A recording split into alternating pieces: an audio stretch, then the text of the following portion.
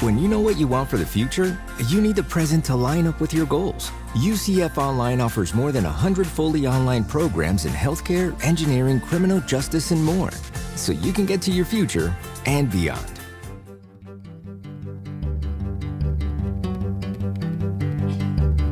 From the University of Central Florida's Center for Distributed Learning and the University of Louisville's Delphi Center for Teaching and Learning, I am Tom Cavanaugh. I am Kelvin Thompson. And you, friends, are listening to Topcast, the teaching online podcast. Hello, Kelvin Thompson. Hello, Tom Cavanaugh. How are you this fine day? Fine. Fine. Good. All right. For Topcast, I'm Tom. Thanks for listening. Just briefest one ever. Yeah, right. Just getting the status. How's everybody doing? Yeah, good. Yeah. All right. Enough said. Cool. Yeah. Yeah. Coming out of a kind of a longish holiday weekend as we're recording this. And so getting back in the swing of things, digging out of the inbox. It's always fun. You got back from a long trip, driving anyway. Yep. So this is probably the most relaxing part of your last couple of days. That's recording the probably podcast. True. I think that might be accurate. That might be accurate. But I have an afternoon cup of coffee, so that's going to make everything go by all the better. I do too. Here we go. What do you have over there? Mine is not thematically selected, but it is a iced coffee, Starbucks blonde roast, whatever it was today. And it's good. It's refreshing on a very, very warm day. Yeah, I was thinking about a former colleague who never understood my drinking hot coffee in the hot Florida summer. And I said something to him like, well, I like to think that you drink the hot thing, then you feel kind of, like by comparison, it feels cooler outside, like getting out of a hot car and you get out to the heat and it feels cooler. He said, I don't think it works like that. Yeah, I'm with him. What do I know? Yeah, right. Yeah. Well, cool. So what is the coffee you're drinking? What's in your mug? I have a single origin coffee from Kova Coffee Roasters I think they're in Portland, Oregon. And this one was interesting for me. It's single origin, I guess I'll say the name of the country right, Timor-Leste, which is kind of off the coast of Australia, I guess. And I really felt kind of ignorant. This was, the people of this country have been around a very, very, very long time. But the country itself is only like 20-ish years old because the country that we now call Timor-Leste was like previously called East Timor, and it was occupied and or controlled by various other countries for hundreds and hundreds of years and all that. So, they've got a rich culture, a rich history, and yet there's a lot of newness, right? They're becoming a country and having their own self-governance. And then people like me are like, never heard of this country before. And they make as with Indonesia, which is not too far away, Papua New Guinea, which is not too far away, they have a delightful coffee. So I thought all of that made it kind of appropriate for the topic du jour. So I'll attest to the coffee being good. How would you rate the connection attempt? Wow. I'm struggling to make the connection. I'm sure as soon as you say it, it'll be obvious. I wouldn't count on that.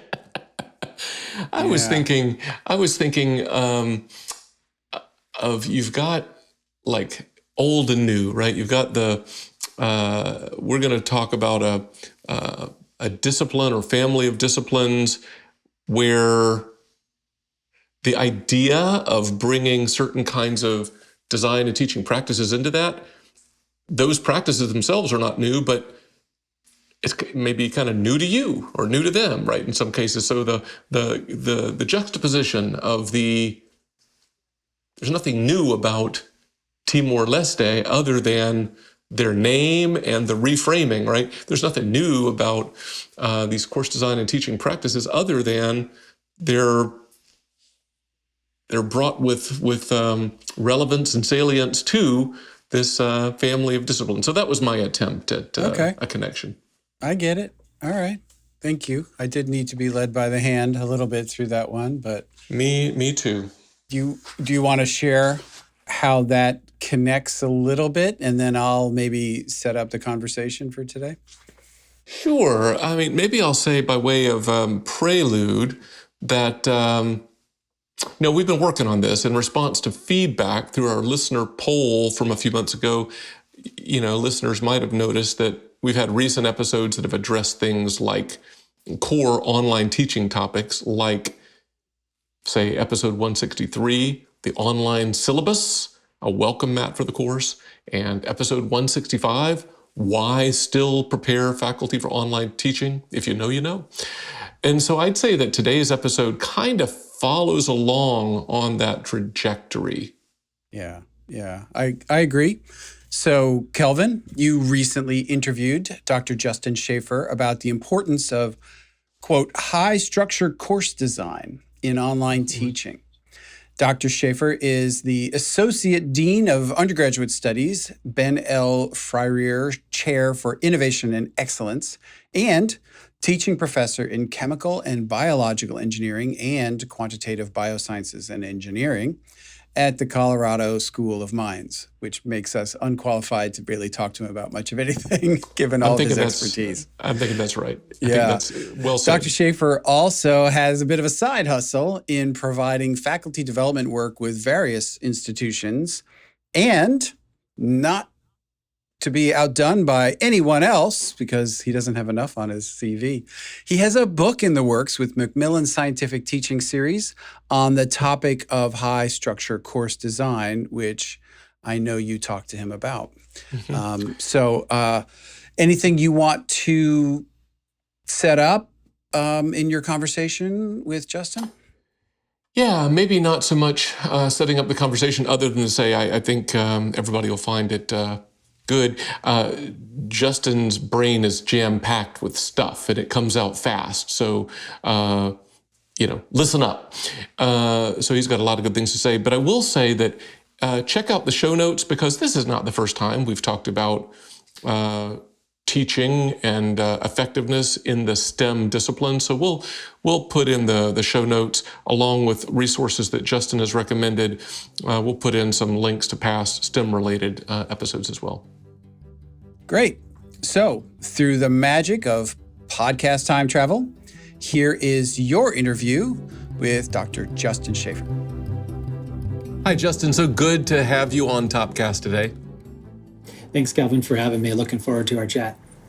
Yeah, me too. So we're always, interested in speaking with folks who have something valuable to say about STEM education and STEM education online, especially. And when you and I got acquainted not too long ago, I think we honed in on you've got something to say about that. And so maybe I thought we might start just kind of level setting with maybe broadly,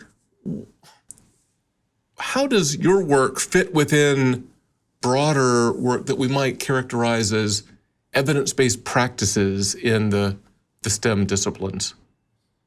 Well, I appreciate the confidence in me from the get-go. So we'll hope the listeners agree that there's some value here in the next 15 minutes or so.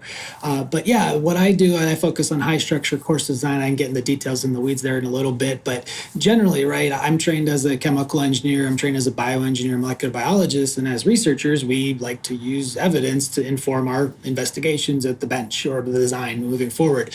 Same thing when it comes to teaching. So we have a big field of discipline-based education education research, or you might want to use SOTL, Scholarship of Teaching and Learning, where we're trying to build on evidence to inform our teaching practices to improve our student outcomes, or whatever it is we might be trying to achieve.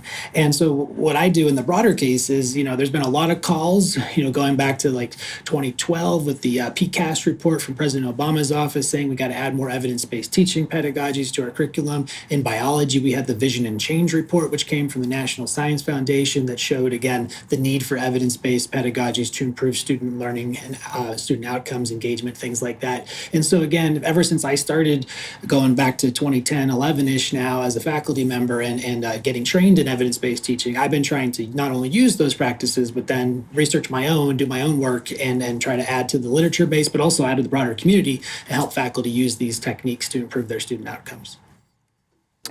Thanks for that. We'll work with you to get some of those key resources that you mentioned there, and we'll put them in the show notes of this episode in case folks want to have those at the ready, especially if those are unfamiliar.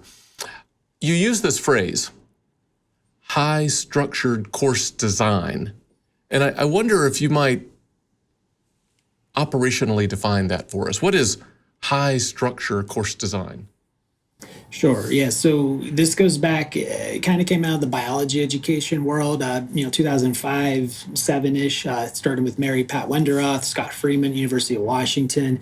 It's definitely grown in that discipline of biology education and teaching since then. And then more recently, you look at someone's like Kelly Hogan and Vijay Sathi in their book on inclusive teaching. It's all about structure. So what do we mean by structure? So that's just the idea that we're trying to help students learn by scaffolding. So we're trying to help support them through the different stages of the course experience, from pre-class to in-class to after class. So what that looks like, a way where before class you have some kind of content acquisition, whether that's reading or watching or a mix of both, some kind of pre-class assessment as well, because we know that you sometimes almost certainly got to add some points on something to get students to really want to do it. Unfortunately, is the truth of that, but some kind of pre-class formative assessment, really low stakes, basic concepts to help them get ready for class. So now everyone's got a baseline of content. We have this foundation base. Now we move to in class, we can up it up, we can bring it up a level.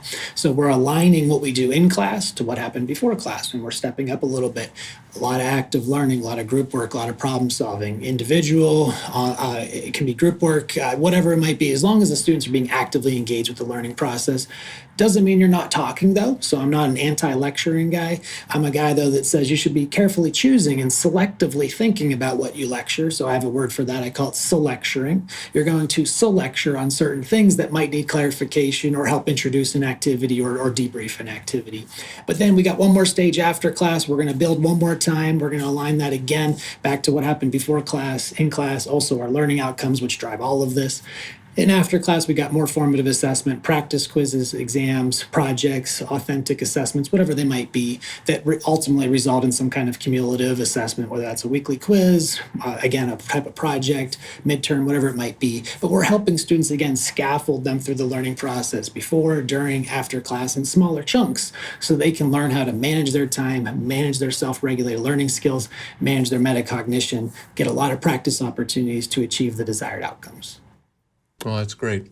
Now, what you've described makes a lot of sense to me for moment in time, four walls and a door kinds of settings where you don't necessarily have structure.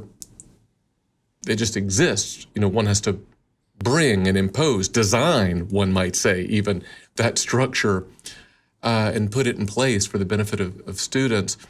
What I think we see, at least certainly pre-COVID, in kind of our classic approaches to online education, though, is that there's quite a bit of intentional course design and structure already brought to bear in terms of effective practices. You could argue that might have shifted a little bit with the like a big on-ramp of folks who were kind of new to online education because of their exposure to emergency ad hoc remote instruction and so forth. That's me just laying a little groundwork on the online side. But what would you say is kind of the key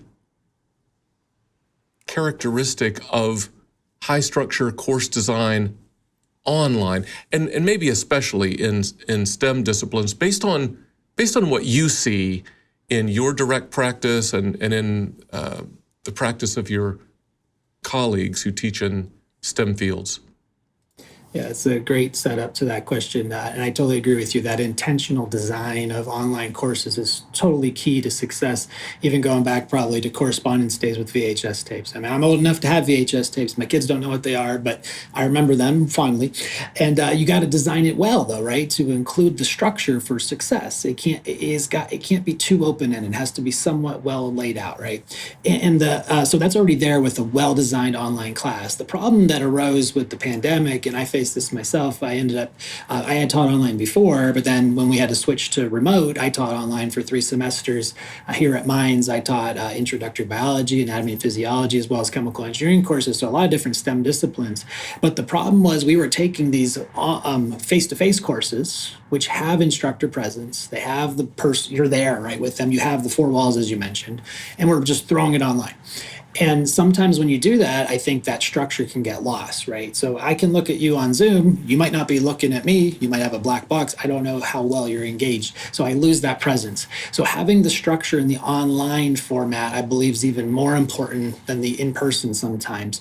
And the great thing about high structure course design, and I'll outline in the book that I have coming out later this year, early next year, is that you can easily port the principles of this from a face-to-face course to online sync or online async. It works exactly just as well.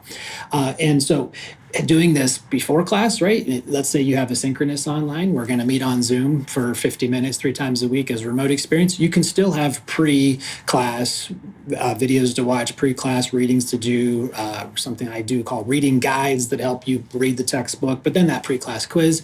You can still do active learning online, right? I'll break out rooms for what they are. They do work. You can have, I love the chat box, actually. That's one thing I kind of miss from teaching on Zoom is the chat window. I think it works really well for student engagement.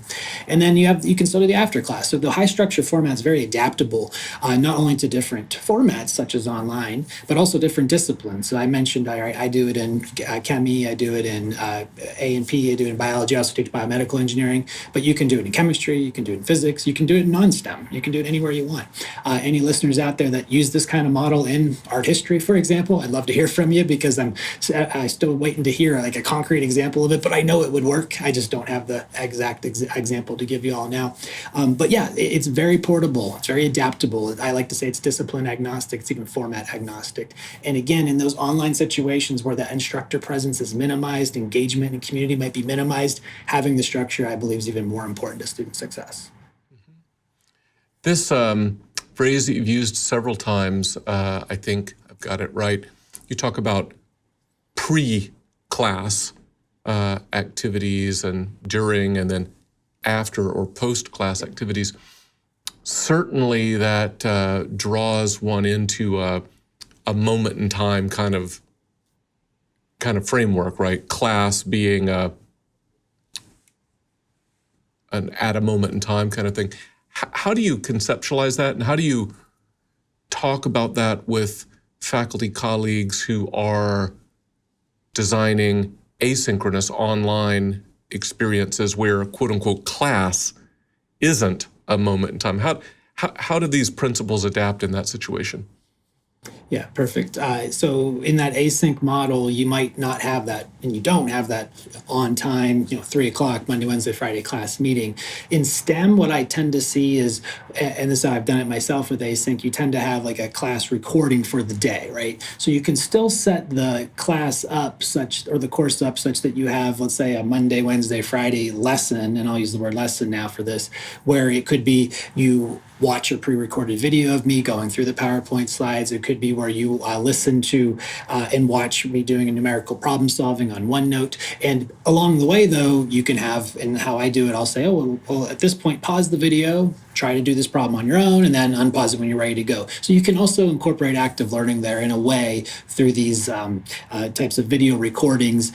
You could have readings that they have to do as a lesson, and then again have like kind of questions built in along the way to try to engage them. And there's software also you can use, other companies that have things that help you do those type of in-time questions, right? So when you, even if you don't have that formal meeting time, you can still provide the structure. So maybe you call it like a pre-lesson activity, a post-lesson or after-lesson activity, and then you have whatever that interaction with the material is meant to be. Doesn't have to look that way, right? It can be more open, more project-based, but you still provide that structure so that you have lots of different deliverables that students can check in with you as the instructor, whether you have that, again, pre, in, and after component or not. Just adding that level of structure and deliverables and check-ins is going to help students be able to manage those.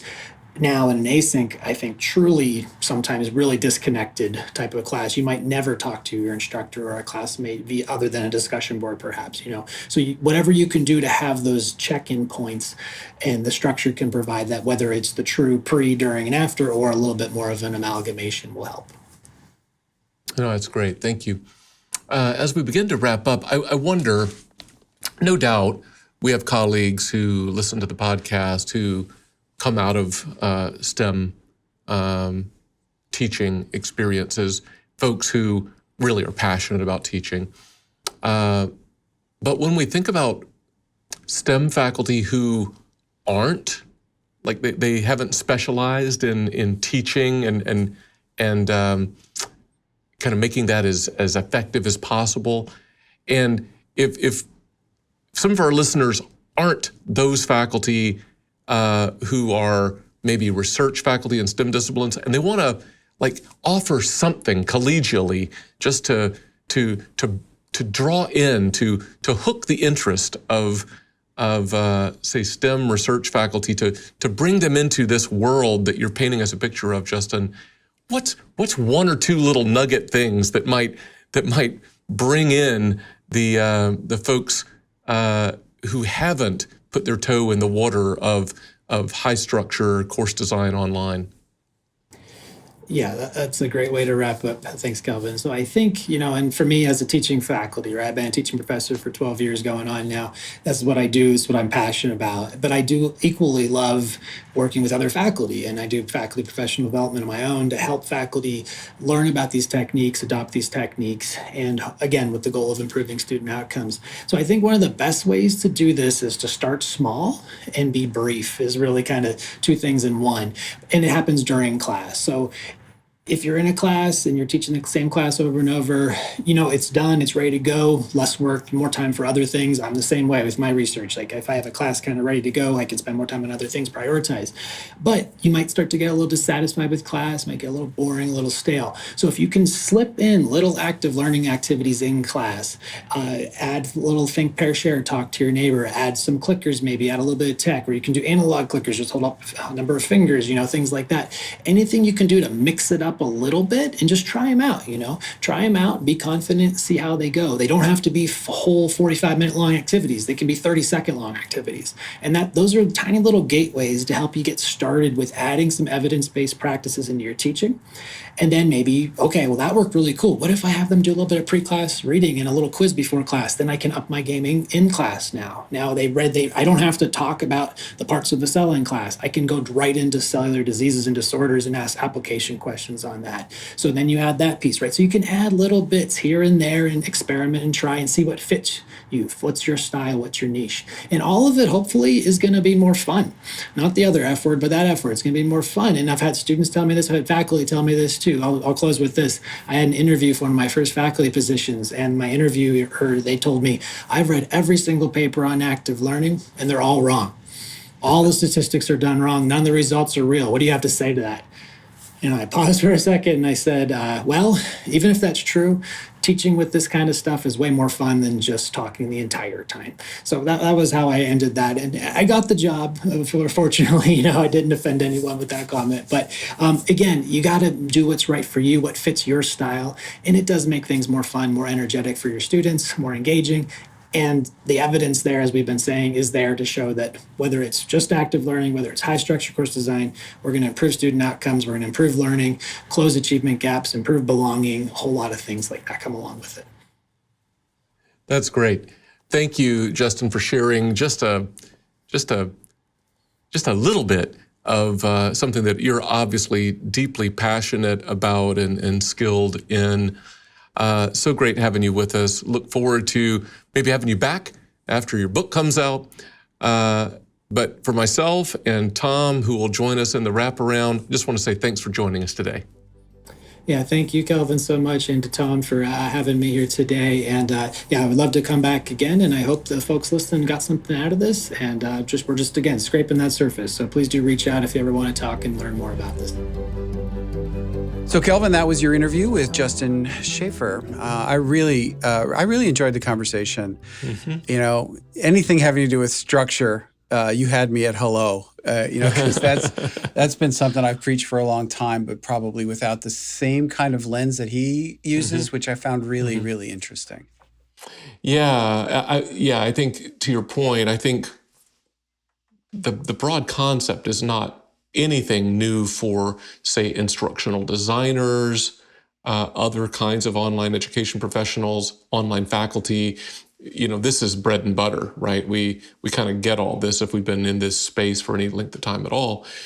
But it does represent a faculty-driven, interdisciplinary line of applied research, this high-structure course design thing, right? And he sort of provides some of the provenance of that. You know, he kind of draws a little line between, like, across several different points. He talks about some 2012 U.S. government reports and Scott Freeman's work and with colleagues and Sathi and Hogan out of UNC and so forth, and he's building right into that.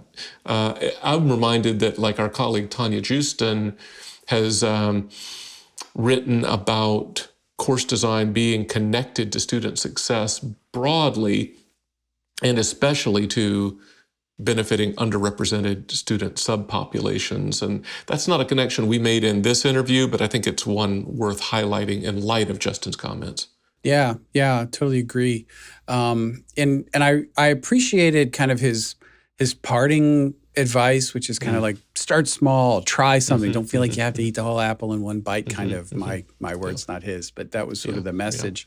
Yeah. And you know, that resonated with me as well. I know he seemed to be talking a little bit about, he was using examples anyway from kind of face-to-face teaching, but you could totally apply that in an online context. And we certainly give advice like that regularly. I'm thinking specifically of, like, adaptive learning. When we've tried to accompany faculty into the world of adaptive and personalized learning, it's like, well, it can be a lot of work to turn a whole course into an adaptive course, but just start with one module. Start with one activity. You know, that's fine. And kind of work your way up to it, get comfortable with it, and then slowly build it out over time. And I think that's just a strategy that makes sense, but it starts the process of improving your course, probably the experience for your students, and also yours. As he said, you're probably going to have more fun teaching this way. Yeah, I thought that was smart, by the way. I mean, how unfortunate in a job interview, somebody, let's just dismiss this whole line of inquiry. But I mean, he just took that in stride, right? I mean, it's such a brilliant response. What would you say? Well, it's more fun for me, more fun for the students. So, I mean, there's that. Even if you think all the research is bunk, at least it's more fun. I mean, I thought that was smart. Yeah, I agree. And it was a good way to handle probably a tough interview question that was a bit challenging. This whole domain of scholarship of teaching and learning. Yeah, that's not true. Well, which is kind of funny in light of, Justin said, well, faculty are scholars, researchers, right? Data. So he said, same thing when it comes to teaching. And for some faculty, that's true. But as he pointed out himself, clearly not for everybody. Can I just plug the fact that he didn't name it as such, but Justin used a portmanteau, my favorite thing. I like a portmanteau. He talked about, there's another little tip wrapped up in this, selective lecturing, like not just kind of throwing the whole kitchen sink, but being selective with lecturing. And he called it selecturing. I love that so much. I knew that was going to tickle your fancy. I knew it. That's right up your alley. It is. It is. Yeah. It is. Well, I think I can't add too much more to the conversation. What about you? No, I mean, I really enjoyed listening to him, and he's got such a wealth of knowledge and just so much good advice. Like you said, I think people should definitely hit up the resources and look at the show notes, because there's going to be some goodness in there. And we will include in there, he has that book in the works, and there's a link on the show notes page where listeners can sign up to get information when that book comes out. Who knows? Maybe we'll even ask Justin to come back after his book is released. Great. You want to try and land the plane? I will try to come in safely on the runway. Yeah. We might say, by way of wrap up, that high structure course design benefits all students, especially students in the STEM disciplines, and especially underrepresented students. Bringing intentional design to online STEM courses is one way to make a strategic difference to students through effective teaching. How's that? Yep. Hey, that's good. Any landing you can walk away from is a good landing. And I think you made that one. You stuck the landing. Cool. All right. Well, thanks to Justin for joining us. Until next time, for Topcast, I'm Tom. I'm Kelvin. See ya.